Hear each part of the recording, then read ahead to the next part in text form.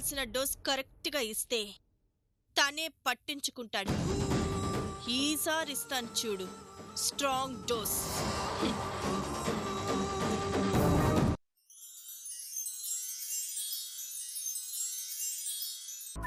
నా కడుపులో ప్రాణం పోసుకున్న తప్పుని ఇందులోనే సమాధి చేద్దాం.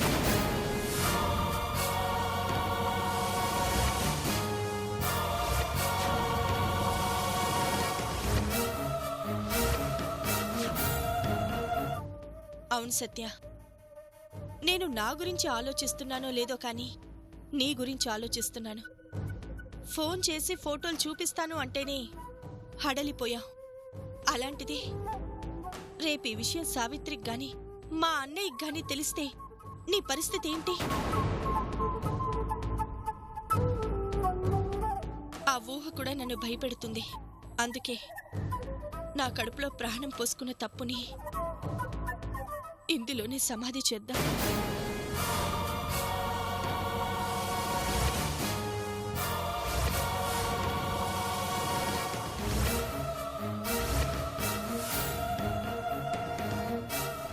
నువ్వు నీ భార్యతో హ్యాపీగా ఉండాలి. నా వల్ల మీ కాపురం చెడిపోయింది అన్న మాట రాకూడదంటే ఇంతకు మించి నాకు దారి కనిపించలేదు. ఏంటి ఊర్మిళ, అసలు నువ్వేం మాట్లాడుతున్నావో నీకు అర్థమవుతోందా? నీకిలాంటి ఆలోచన ఎలా వచ్చింది? ఈ బిడ్డని నా కడుపులో మోసి నేను చేసేదేముంది? పెళ్లి కాకుండా తల్లయిందని నలుగురితో మాటలు పడాలి. ఏంటమ్మా ఇలా చేశావని మా అన్నయ్య అడిగితే తల వంచుకొని నిలబడాలి. రేపు నలుగురు నన్నొక బజార్ దాన్ని చేసి మాట్లాడుతుంటే ఆ అవమానాల్ని భరించాలి. ఒకసారి చావడానికే జీవితమంతా భయపడుతూ బ్రతుకుతాం. అలాంటిది రోజు చేస్తూ ఎన్నాళ్ళు బ్రతకమంటావు? నువ్వెన్నైనా చెప్పు, నీ ఆలోచన తప్పు ఊర్మిళ. అవును, తప్పే. కానీ తప్పదు. నెలలు గడిచే కొద్దీ ఈ తప్పిల పెరుగుతూనే ఉంటుంది. ఎవరైనా నీ భర్త ఎవరు అంటే ఏం చెప్పమంటావు?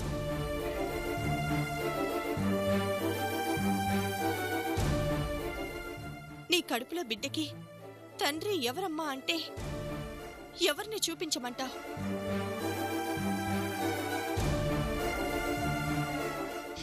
తప్పు అని చెప్పినంత సులభం కాదు సత్య తప్పుని మొయ్యటం. అలా అని లోకం చూడని పసి ప్రాణాన్ని. సరే సరే, ఈరోజు వీడి ప్రాణం గురించి ఆలోచించి ఎన్ని అవమానాలైనా భరించి మా అన్నయ్యనైనా ఎదిరించి ఈ లోకం చూపిస్తాను.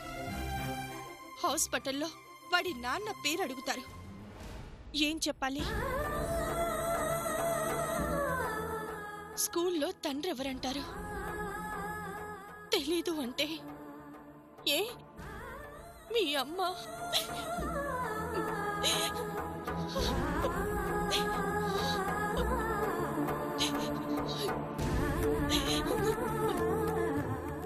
కడుపున మోస్తే నేను నువ్వు అవమానాలు పడాలి. కన్నాక వాడు బాధపడాలి. మనం చేసిన పాపం వీడికి శాపం ఎందుకు కావాలి సత్య? అందుకే ఈ నిర్ణయం.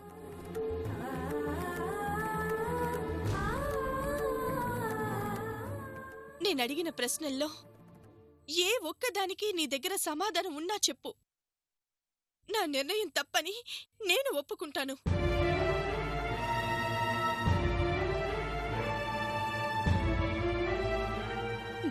నా బిడ్డకి బంగారు ఊయల చేయించగలిగినంత ఆస్తుంది. అలాంటి వాణ్ణి అవమానాల ఉయ్యాల్లో పడుకోబెట్టలేను సత్య. పద పద సత్య, ప్లీజ్ పద సత్య.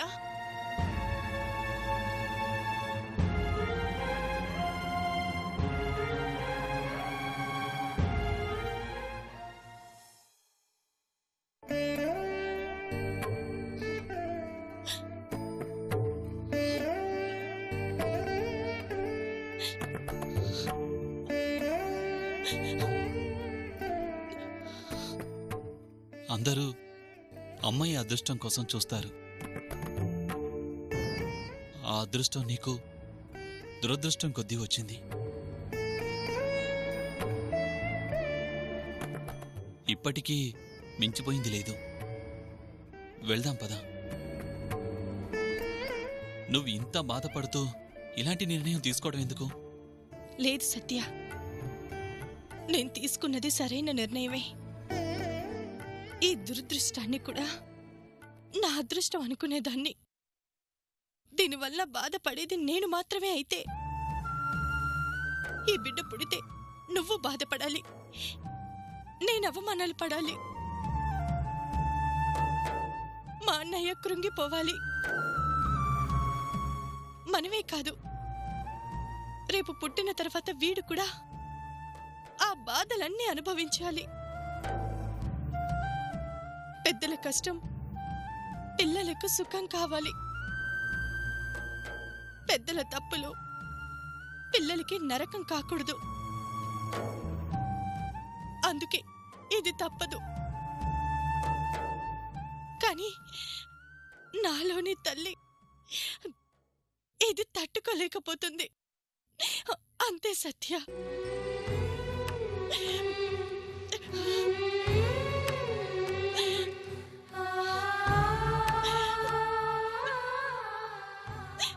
మేడం, మిమ్మల్ని డాక్టర్ గారు రమ్మంటున్నారు.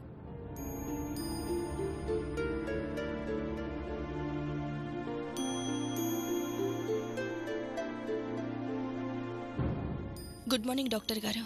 గుడ్ మార్నింగ్ అమ్మా, కూర్చోండి.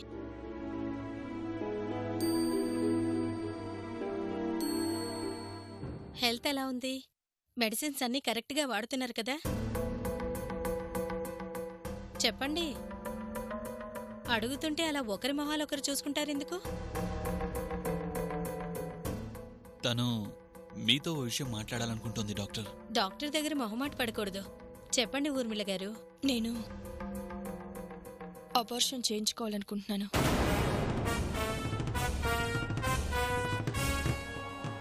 అబార్షన్ చేయించుకోవడం ఏంటి మేడం? ఇప్పుడు నేనున్న పరిస్థితుల్లో నాకంతకు మించి దారి లేదు. అబార్షన్ చేయడం చేయించుకోవడం రెండూ నేరమేనండి. పరువు కోసం ప్రాణం తీసుకుంటే అది మంచి పనా? మీరు అబార్షన్ చేయకపోతే నాకంతకు మించి దారి లేదు. సరే, టెస్ట్ చేస్తాను, లోపలికి రండి.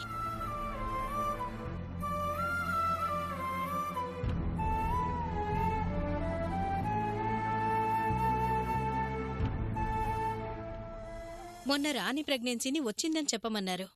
ఇప్పుడేమో అబార్షన్ అంటున్నారు. అసలేంటి మేడం మీ ప్లాన్? నేనిలా చేస్తున్నాను అంటే నా కోసం ఊర్మిళ అబార్షన్ కూడా చేయించుకోవాలి అనుకుంటుందనే చిన్న సింపతి సత్యలో స్టార్ట్ అవుతుంది. అంటే ఇప్పుడు అబార్షన్ చేస్తానని చెప్పమంటారా? అబార్షన్ చేయటం కుదరదని చెప్పాలి. మళ్ళీ ఇదేంటండి? ఊర్మిళ అంటే ఊహ కందంది. నా ప్రతి ప్లాన్కి చాలా అర్థం ఉంటుంది. ఇప్పుడు నన్నేం చేయమంటారు? చెప్పింది చెప్పినట్లు చెప్పండి చాలు.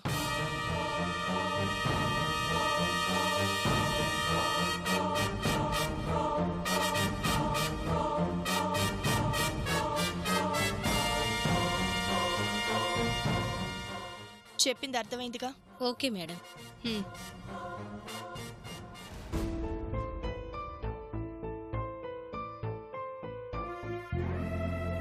ఐఎమ్ సారీ, మీరు చాలా వీక్గా ఉన్నారు. ఇప్పుడు అబార్షన్ చేస్తే మీ ప్రాణానికే ప్రమాదం.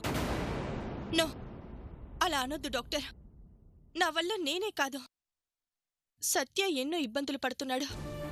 దయచేసి అబార్షన్ చేయండి. మీ ప్రాణానికే ప్రమాదం అంటుంటే అబార్షన్ చేయమంటారేంటి మేడం? సత్య కోసం నా ప్రాణాలు పోయినా పర్వాలేదు. అసలు సమస్యే నేను. నేనే లేకపోతే తను సంతోషంగా ఉంటాడు. చచ్చే ధైర్యం ఉన్నా చావెందుకో నా దగ్గరికి రావడం లేదు. ఎలా అయినా నా ప్రాణాలు తీసేయండి డాక్టర్, ప్లీజ్. చూడండి, మేము డాక్టర్లం, హంతకులం కాదు. ఇలాంటి పనులు చేయడం మా వల్ల కాదు. సార్, మేడంని తీసుకెళ్ళండి. ప్లీజ్ డాక్టర్, నా బాధను అర్థం చేసుకోండి. అర్థం చేసుకున్నా నేను చేయగలిగిందేమీ లేదు. సార్, దయచేసి వెళ్ళిపోండి. ఊర్మిళ, పద. అది కాదు సత్య. పద.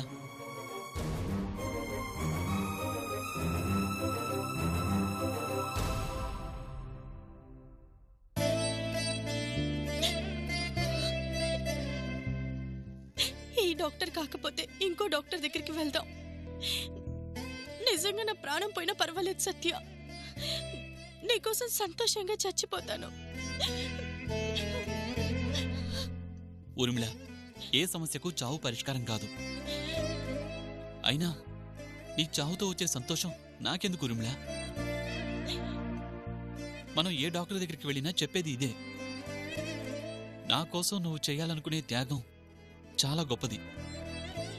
అంతకు మించి ఇంకా ఏదో చేసి జీవితాంతం నేను బాధపడేలా చేయకు. ప్లీజ్ పద, వెళ్దాం.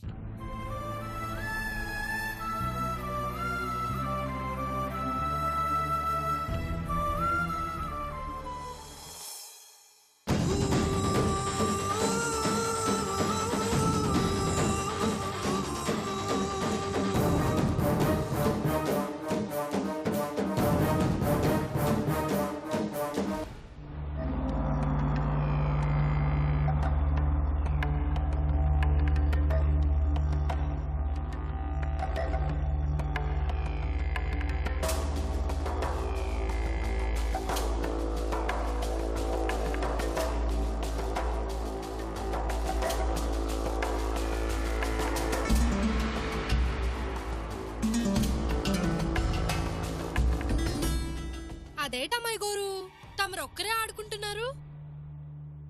ఆడాల్సింది నేనేగా. ఏ ఆటలో అయినా ఆటకి ఇరువైపులా ఆటగాళ్లుంటారు. కానీ నేనాడే ఆటలో రెండు వైపులా నేనే ఆడాలి. నా ఆటలో అందరూ పావులే. పద్ధతిగా ప్రేమించాను అన్నాను, కాదు అన్నాడు. ఆట అప్పుడు మొదలుపెట్టాను. అది ఇప్పటికీ ఒక దశకొచ్చింది. ఏమాటోనమ్మా, ఆటలో తమరి కట్టం బాధ కనిపిస్తుంది గాని ఫలితం కనిపించదేటి?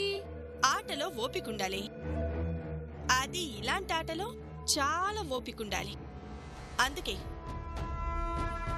కళ్ళ ముందే ఇష్టమైన మనిషున్నా నా ఇష్టాన్ని మర్చిపోయి తాను ఇష్టపడేలా చేయడానికే ప్రయత్నిస్తున్నాను.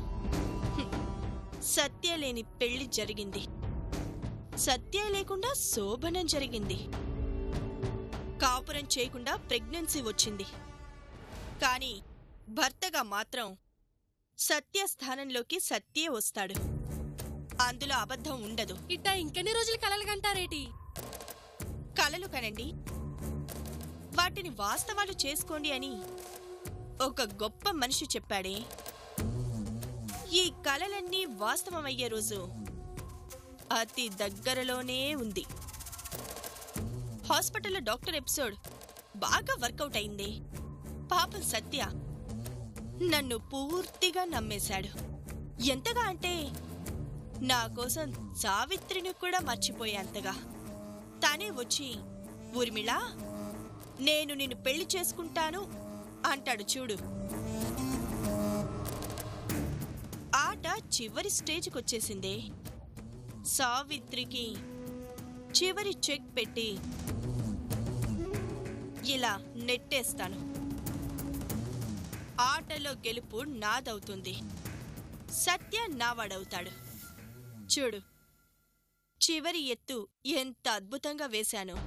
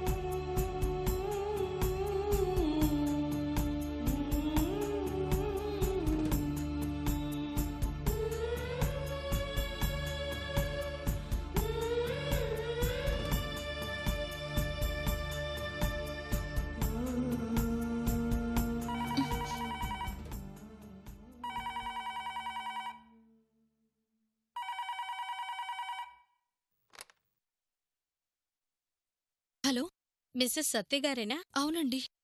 మీరు? నేనండి, డాక్టర్ పద్మజాని. డాక్టరా?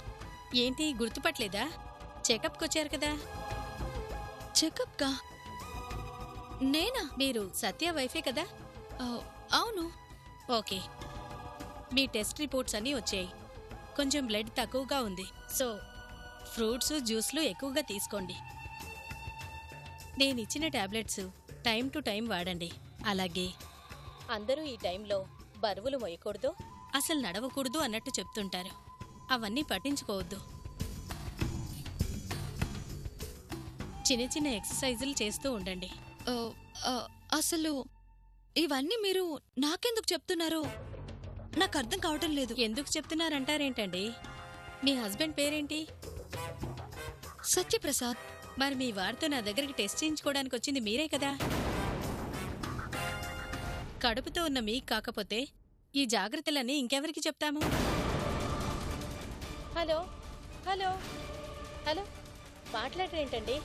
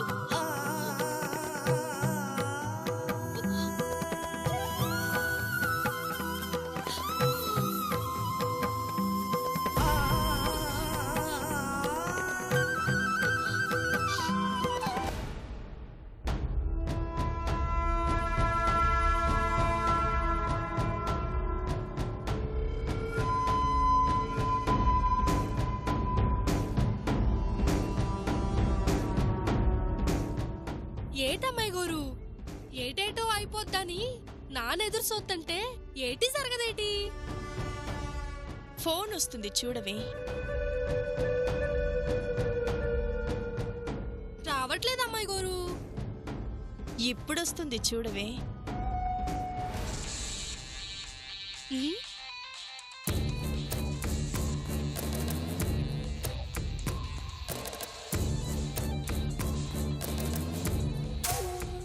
ఉలిక్కి పడింది చాలు.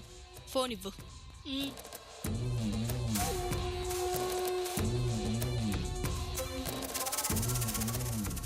హలో.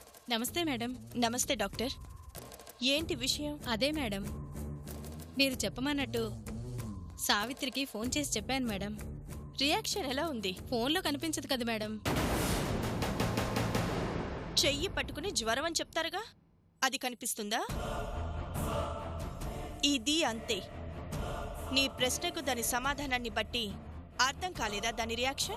ఏం మాట్లాడలేదు మేడం. కరెంట్ ఎప్పుడు పోతుంది? ఫ్యూజ్ పోయినప్పుడు, ట్రాన్స్ఫారం పేలినప్పుడు. మరి మనిషికి మాట ఎప్పుడు పడిపోతుంది? వినకూడని మాట విన్నప్పుడు. దీన్ని బట్టి మీకేమర్థమైంది? నా మాటలకి తన ఫ్యూజ్ ఎగిరిందని. అది డాక్టర్, అలా షార్ప్గా ఉండాలి. మీరందించిన సేవలకి తగిన ఫీజు మీకు అందుతుంది. Thank you madam. పెద్దవాళ్ళు చాలా తెలివిగల వాళ్లే. కడివెడు పాలు విరగటానికి ఒక్క ఉప్పుగల్లు చాలని అప్పట్లోనే చెప్పారు. అప్పుడు కడివిడి పాలెవరు, ఉప్పుగళ్ళెవరమ్మాయి గోరు? కడివెడు పాలు సత్యకి సావిత్రి మీదున్న ప్రేమ ఉప్పుగల్లు. ఇప్పుడు డాక్టర్తో నేను చెప్పించిన మాట. ఏటని చెప్పించినారేటి? నేనేంటి చెప్పిస్తాను? ఆ సావిత్రి నా సత్యని ఇడిసిపెట్టి పోవడానికి 4 సాడీలు చెప్పించడానికి అదేటి ఏటని చెప్పించినారు అమ్మాయి గారు? చెప్పించినది ఏదైనా ఇప్పుడది వెళ్ళిపోవటం ఖాయం. అసలు ఈ పాటికి చిన్నపాటి యుద్ధం మొదలయ్యే ఉంటుంది. సత్యం మనసులో మంచుతనం ఆపాలని ప్రయత్నిస్తున్నా సావిత్రి ఆగదు. జీవితంలో సత్యం మొహం చూడదు. ఇదే వాళ్ళిద్దరి కలయికకి చివరి రోజు.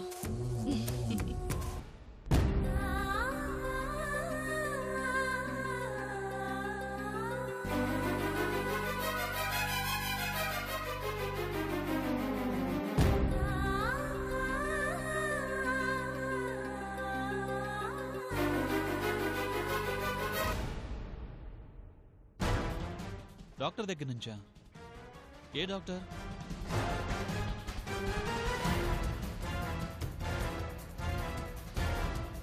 మీ ఆవిడ ఊర్మిళను చెక్ చేసిన డాక్టర్.